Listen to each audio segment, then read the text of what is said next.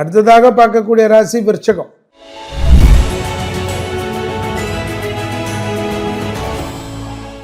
குலதெய்வத்தை கண்டிப்பாக பிடிச்சிக்கணும், முருகரை கண்டிப்பாக பிடிச்சிக்கணும். ரத்தத்தில் பரவக்கூடிய நோய் உபத்திரத்தில் கவனமாக இருக்கணும். பிபி, கொலஸ்ட்ரால், சுகர் 3 மாதத்துக்கு ஒரு தடவை செக்கப் எடுத்துக்கினே இருக்கணும்.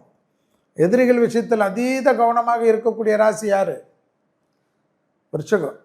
சரி, எனக்கு இந்த வருஷம் ஃபுல்லாக நல்லது நடக்கணும், என்ன பண்ணணும்? நீங்கள் சாப்பிட்றீங்களோ இல்லையோ தெரியாது.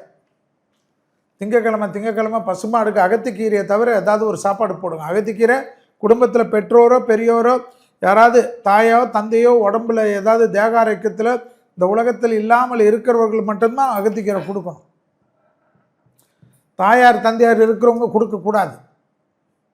நீங்கள் வேறு காய்கறி எல்லாம் கொடுக்கலாம், வாழைப்பழம்லாம் கொடுக்கலாம். விருச்சிகத்துக்கு பெரியவர்களுடைய தேக ஆரோக்கியம், கர்மா பலன் பசுமாடு தான், கொடுத்துருங்க. மன அழுத்தம் மட்டும் கூடாது. விருச்சிகத்துக்கு ரத்தத்தில் பரவக்கூடிய நோய் உபத்திரம் டக்கு டக்குன்னு வந்துடும்.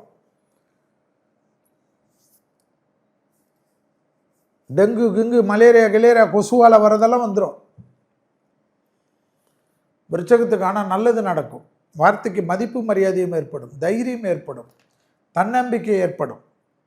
குடும்பத்தில் உள்ள பெரியவர்களுடைய தேக ஆரோக்கியம், பூர்வீகத்தில் இருக்கக்கூடிய பெரியவர்களுடைய தேக ஆரோக்கியம், இரத்தபந்த உறவுகளுக்கு உங்களுக்கும் வாக்குவாதங்கள் இல்லாமல் பார்த்துக்கொள்வது, விநாயகர் வழிபாடு செய்து கொள்வது, விநாயகரை பிடித்து கொள்வது, காரிய சித்தி மாலை சொல்ல சொல்ல கேட்க கேட்க கேட்க கேட்க படிப்பு, தொழில், உத்தியோகம், வியாபாரத்தில் இருந்த பாதிப்புகள் நிவர்த்தி ஏற்படும். யாருக்கு? விருச்சிகத்துக்கு.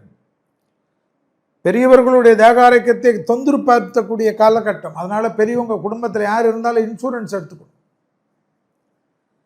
எது செய்யலாம், எது செய்யக்கூடாது. ஸோ இன்சூரன்ஸ் எல்லாம் எடுத்துக்கணும் பெரியவங்களுக்கு. அப்போ தான் ஜம்முன்னு ஆவீங்க. புரியுதா? விருச்சிகம்.